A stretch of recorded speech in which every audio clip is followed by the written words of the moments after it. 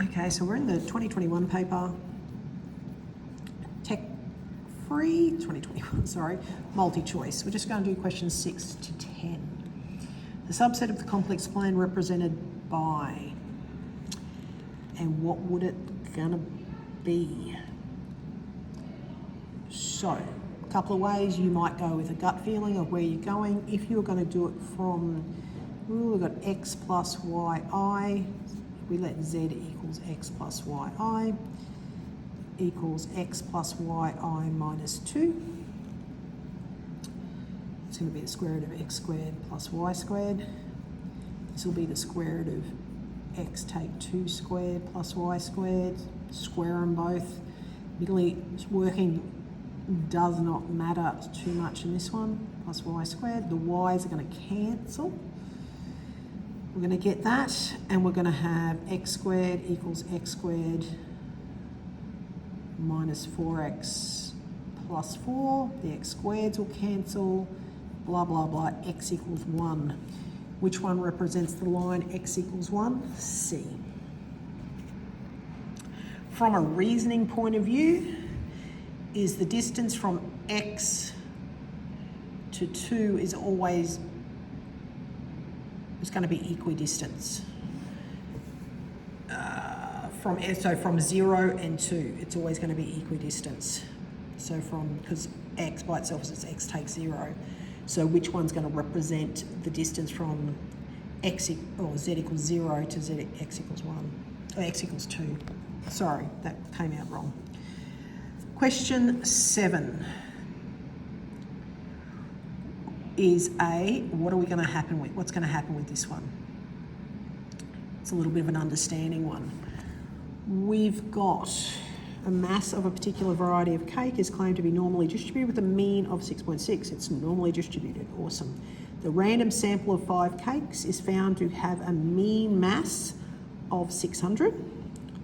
So that's the sample. Which option represents an approximate confidence interval for mu based off this sample? First off, you're going to want to have, because the mean of the sample is 600, it should be around 600. This is the only one that gives you that. So it's got to be the middle of the confidence interval is your mean of the sample. Question 8. So we're going to have a read of question 8. What's going on with question 8? Let P be the proposition, blah, blah, blah. Which option represents the correct formulation of the assumption? So the assumption is when we assume it's true for K. So really we should be looking at, because we're looking at to assume N equals K.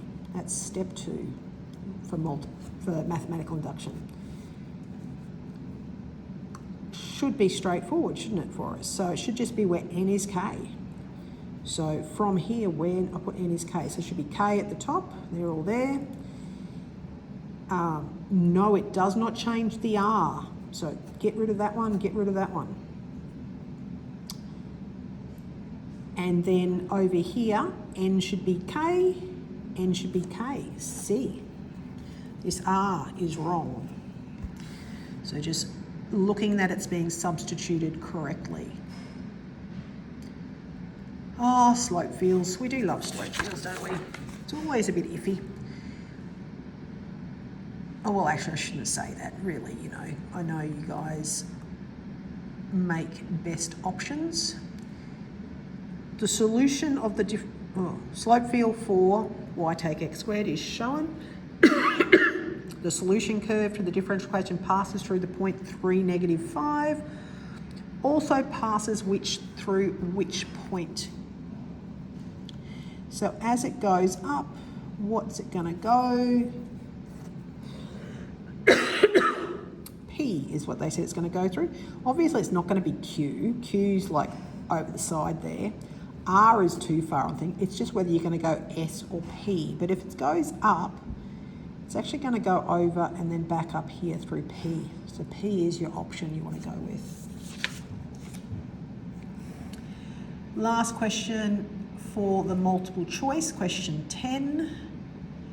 is what's happening here. In the 2016 Australian Census recorded the number of bedrooms per household. The results were summarised in a histogram as shown. Based on this data, the mean number of bedrooms per household was calculated to be 3.5. Okay, so we got that, it's 3.5.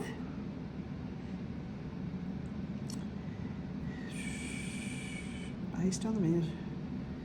50 samples. Oh, we like that there's 50 samples. 50 means it's normally distributed.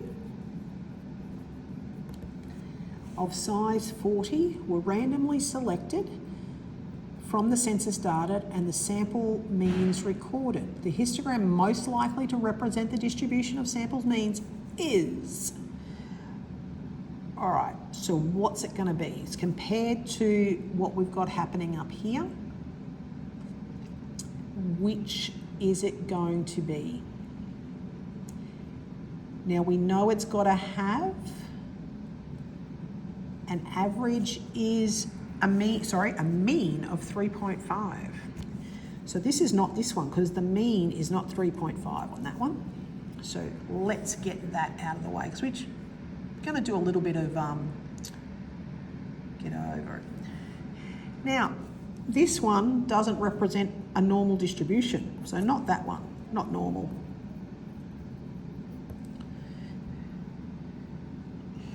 So we've got to look at A and D.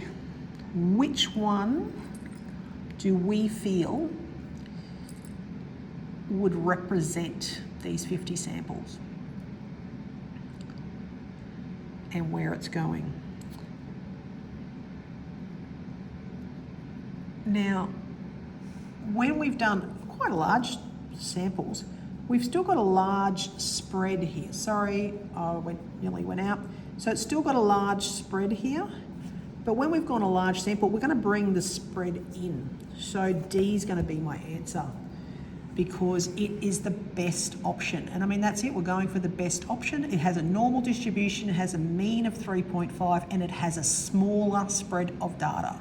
So those are the three things I'm looking at. Normal distribution, mean is 3.5, and has a smaller spread of data. And we are done.